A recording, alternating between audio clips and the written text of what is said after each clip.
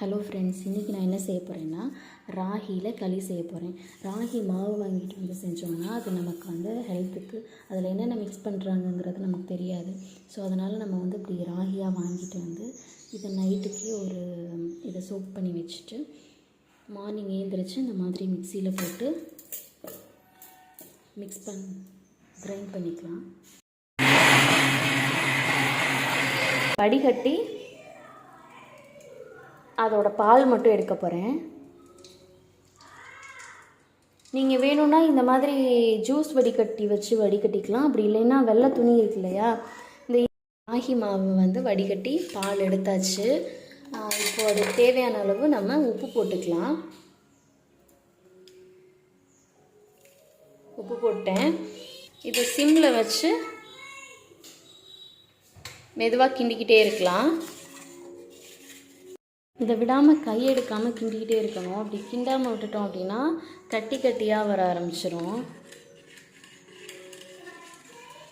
கட்டி வராமல் கிண்டணும்.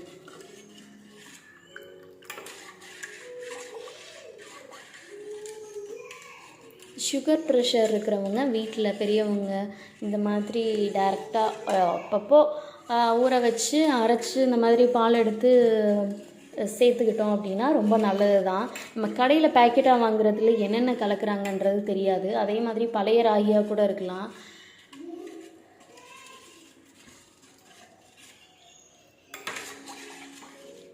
நிறைய இடங்களில் எனக்கு பேச தெரியாமல் ஏதாவது தவறான வார்த்தைகள் பயன்படுத்தியிருந்தால் மன்னிக்கணும். ஏன்னா நம்ம எப்போவுமே ஒரு விஷயம் நம்ம ஆரம்பிக்கிறோம் அப்படின்னா அதில் சின்ன சின்ன மிஸ்டேக்ஸ் இருக்க தான் செய்யும்.